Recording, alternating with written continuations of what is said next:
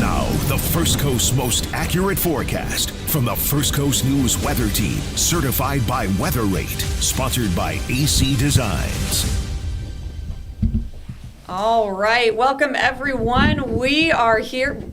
I'm meteorologist Lee Southwick, joined by Chief Meteorologist Lewis Turner. I should let you all know who is here. We are tracking a little bit of rain, but Lou, we have a lot to get to besides the rain out there today. Conditions not going to be so great in the coming days here on the First Coast out of the coastal areas. Yeah, today's, the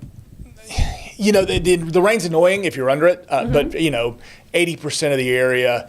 I even did something unusual. I was doing our POPs, our percentage of precipitation, and I did 25% today. Okay, I like that. I usually we do like multiples of 10. Yep. 10, 20, 30, 40, 50. And we actually, like a little rule, it's like, we avoid 50 a lot of times because it maybe seems a little wishy-washy, like we're flipping a coin. But sometimes it applies, and we do it to like how much coverage of the area is actually going to get rain. And so I was like at noon, I was like, maybe we just get froggy here and go with 25. Because I'm thinking three quarters of the area is going to be okay, but it's just that little bit.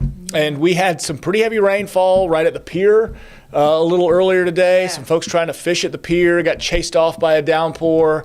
And, some lingering showers right at the Duval-St. Johns County line. But this is just kind of the precursor to what's to come Friday, Saturday. Or Thursday, Friday, really, and then Saturday morning. So we'll watch that carefully. But there is a pocket of, if you're driving through that, and while it's, just kind of a small part of the whole area, Lee, you're going to get some blinding rain at times. Yeah, I drove in through some of this rain. Wasn't bad when I drove in a couple hours ago now. I also just got a text from my fiance that he was biking and got caught in the rain, which he has no excuse. Not only is he going to marry a meteorologist, but he himself is a meteorologist, so he's caught in the rain. So those of you east of the St. Johns River, a lot of you seeing the rain, but that's not it. We have more of this rain down in Clay County, down towards Palatka too, and then also inland spots. Hey, I like actually seeing Sanderson get the rain and up into southeast Georgia because they do need it with their drought conditions. Yeah, for sure. So just in spots. It's funny about your fiance, and I don't know, I'll speak for myself. I'm kind of like him. It's like I don't take my own advice ever. Same. I hardly ever, I throw the umbrella in the back seat is like what I always say, or a poncho. It's like I don't own a poncho or an umbrella. I actually had to same day ship myself ponchos before the Gator game last Saturday. Yeah, because I kept saying, if you're going to the Gator game, bring a poncho, poncho, and then I realized I do not have one. So when the family, we go down and do a Disney trip or something like that, you, like in the summertime especially, you got to take a poncho. Like you have to. But my wife's always like the one to remember. I would never do it, so she quickly Amazons like a Mickey Mouse themed poncho or something that you can wear. Yeah, I'm sure. But I never so I always get the look at my, your neighborhood Publix. Everybody knows who you are, whether you're a TV person or not. You just see the same people all the time, and I just get the side eye all the time from the cashiers as I walk in soaking wet. Oh, it's yeah. What, didn't you know? Mm-hmm. No. I did know, but it's like I thought I could beat it. I could run it out. You can run, you can avoid it. Or I get it. We say, just put your umbrella by the front door, put it in the car, and then it's annoying to carry around. I know. So it's like I'd rather actually just get rained on just briefly. I got to buy a new one. Mine was not fortified against wind, and then one windy day, the little bars underneath just kind of, and now I'm. We've also all been there. Luck. And speaking of wind, it's like you knew what my next graphic was. We're dealing with a little bit of a breeze, but the story here is that the wind is going to significantly increase as well in the coming days. So today, not too bad. I'm showing you all this wind, which is in the double digits for a lot of our area. But hey, look, Lake City, 6 miles an hour. St. Augustine, Palm Coast, only 8 mile per hour winds. But you have the double digits in there for some of you. So a little breeze at times, but gusts Every once in a while, I've seen a gust pop in places like NAS Jacks, Palm Coast, you can see there, but not too bad. Just be aware that the wind is going to ramp up significantly here for the end of the work week. So as for rain chances, Lou, over the next couple of hours for the rest of the day, when you are on our 5:30, 6 o'clock show, likely tracking a little bit of rain out there. I think there'll be some rain on the radar, and I think we're going to watch that St. Johns County area, the Durbin, Fruit Cove, County Road 210, and then those exits right there off 95, just as things move through.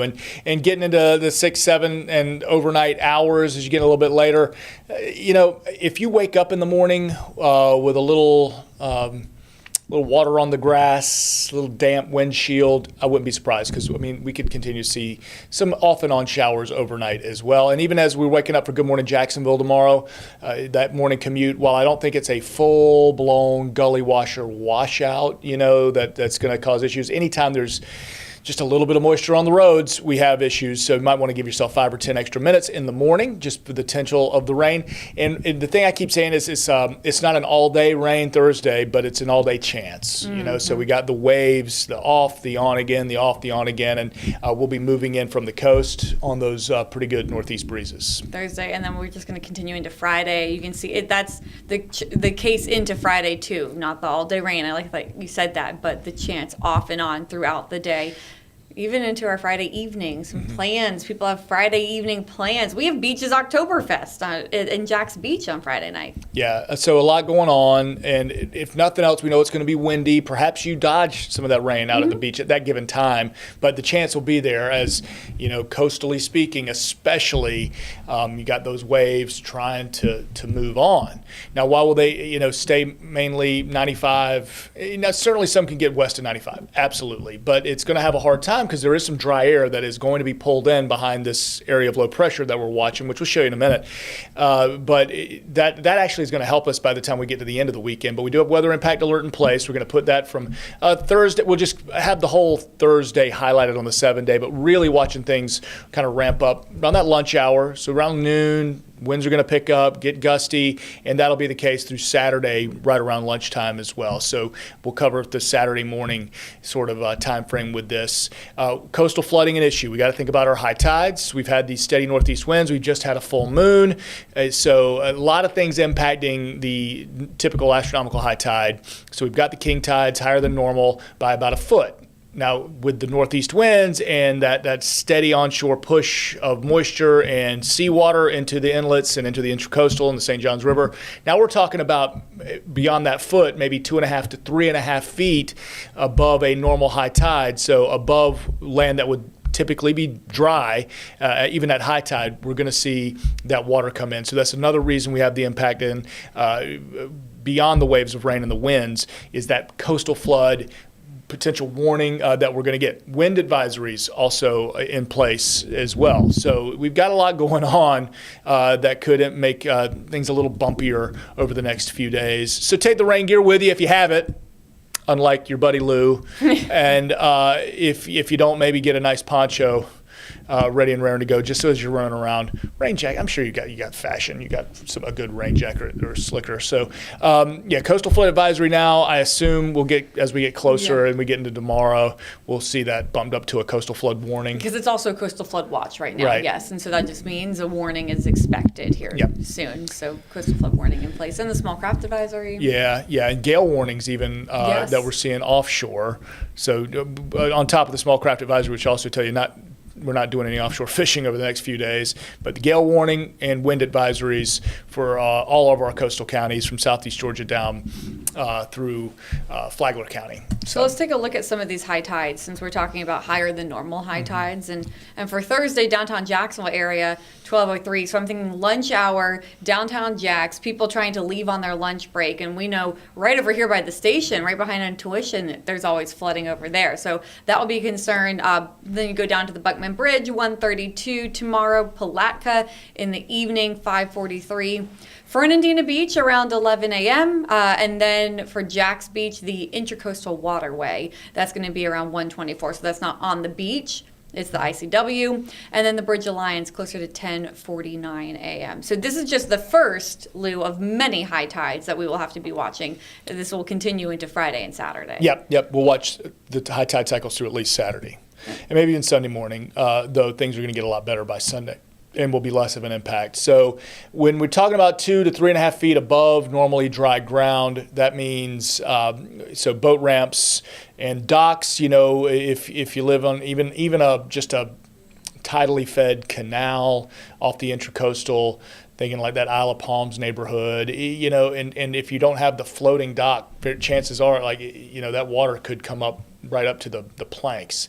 And then, if you have property up against, even if it's not, multi-million-dollar property right on the intracoastal or on the ocean, think about, just maybe you are close to some of the little tributaries or canals that come off of the St. Johns River south of Duval in Putnam County, parts of Clay County. You're going to have high water and perhaps into the yard. I'm not thinking into homes necessarily, but you got to think what might float away in the backyard. So you might have to secure some stuff and bring that in. And then dangerous sea, rip current conditions. This isn't going to be the beach kind of end of the week and first part of the weekend. And we could, and with that wind advisory, so absolutely gusts, like sustained winds, 15, 25, but gusts up to 45. And with that, we have some issues. Oh, I've gone long. It's 4:41. We got to take a quick break, Lee. Take a quick break, and then when we come back, we'll break down the winds here on the First Coast and then big picture across the Southeast. So we'll be right back.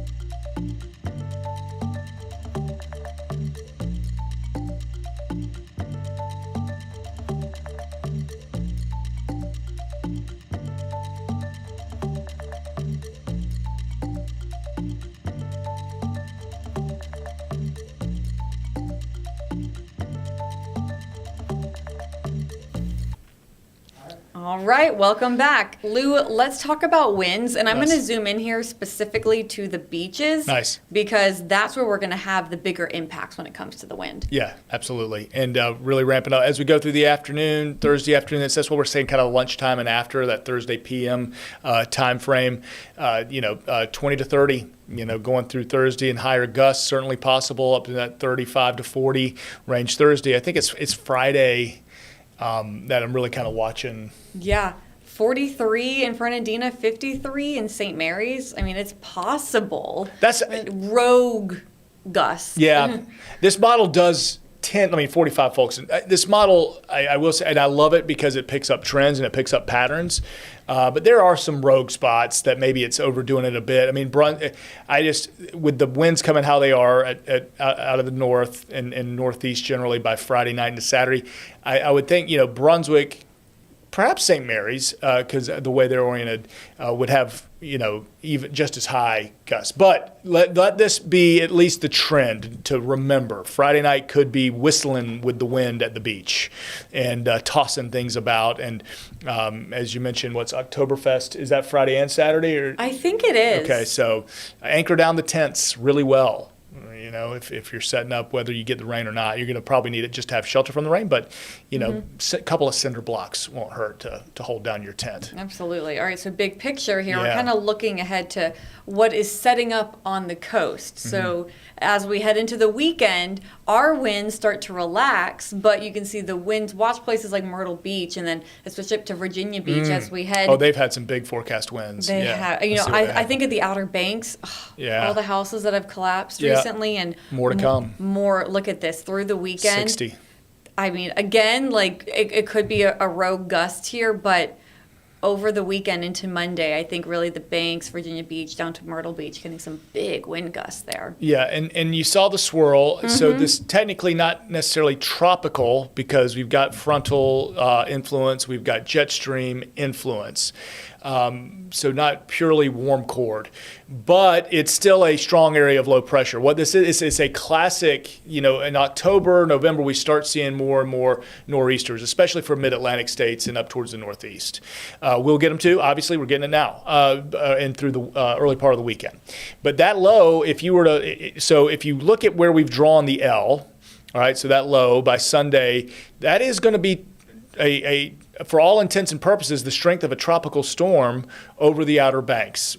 Most likely, I'd say 90% chance that's not going to get named anything. It's just going to be a big, strong low that's going to bring potential surge to the Outer Banks and up towards Virginia Beach with those wind gusts, 50 to 60, certainly possible. And look how strong that low is with the multiple concentric circles, tight pressure lines together.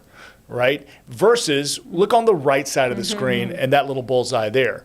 That is Jerry. All right, so this is whether computer modeling forecasting Jerry's turn right near Bermuda or maybe even just to the east.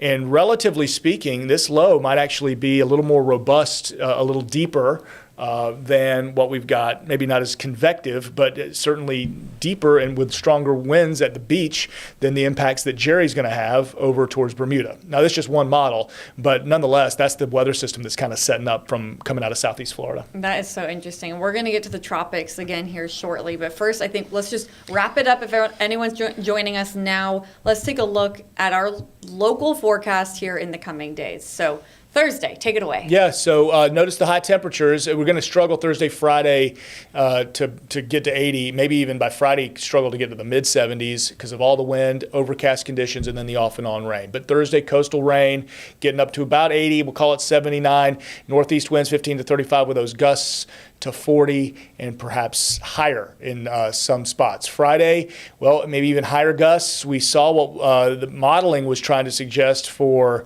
St. Mary's, Brunswick, and the beaches in southeast Georgia. So let's just prepare ourselves for those 40, 45 mile an hour wind gusts at the beach. That's some strong wind and can cause a lot of issues, especially with the potential water coming into St. Johns River at the Intracoastal Waterway. And then we do have Saturday, things get a bit better here. So in the morning, still gusty, still those onshore showers moving from the Atlantic, pushing west, and then still with those gusts up to about 40 miles an hour. So taking a look at the weekend, Sunday, definitely the pick day. Now, both days you'll see highs in the 70s, mornings in the 60s, but getting down into the low 60s. Sunday morning, I think some inland spots could be in the upper 50s. But yeah, Saturday, you're still dealing with those coastal showers out there. You're still dealing with the gusty winds.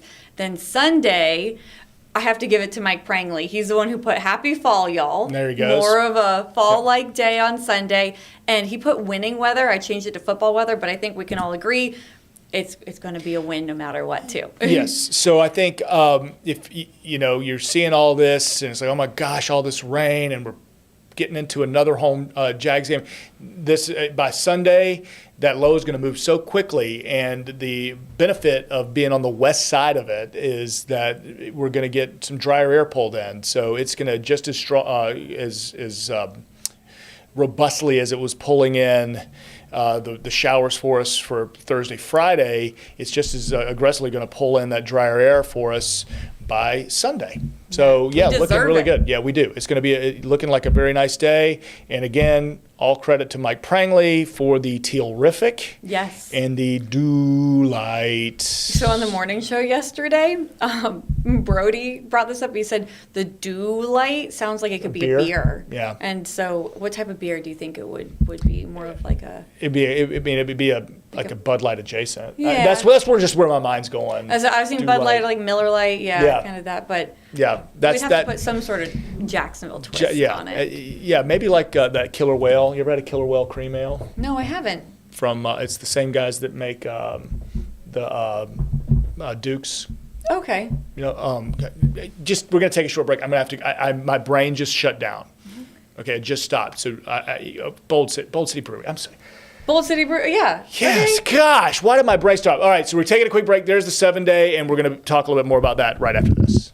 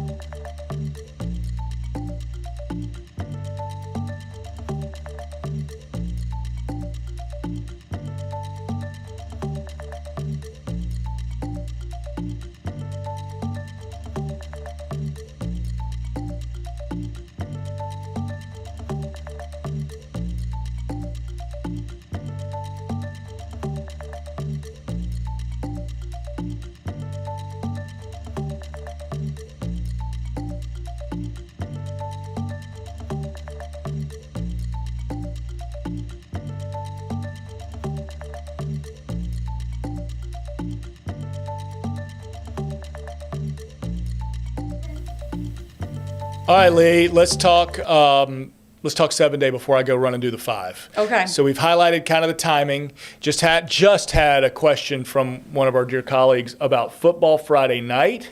Oh, yes. And the question was, he's going to be at Bartram, but games obviously all over the First Coast, and we'll talk about that this evening on the newscast. But if nothing else, windy. Mm-hmm. But we're not, as we mentioned, the rain's going to be off and on. So I would say, bring the poncho, the rain gear, a towel to dry off the bleacher seat, just in case, because we're kind of going to be in that time frame where rain could be moving onshore, taking a break, moving onshore again. And then we originally had Thursday, Friday as the weather impact alerts. You extended it into the first half of Saturday this morning because we have the wind advisory. We're going to still have those higher than normal high tides, and we'll still have those onshore showers too. And so through at least the morning hours on Saturday, you wanted to extend it. Absolutely. And then, because really our rain, like we're looking at 60% Thursday, Friday. Again, that's 40% of folks who may go without if you're west of town, or if you get any, it'll be quick. And you're thinking, well, what are they talking about? Well, there's going to be a lot of folks just dealing with the wind and those coastal impacts, and we just want them ready for it. And hopefully your weather just turns out fine. But by Sunday it will. And then in even the first, so we're talking great weather for the Jags game, throw on a little pink, perhaps for Buddy Check 12-day. And Monday, Tuesday, Wednesday, once we get Sunday and then beyond, we're taking the rain chances just off.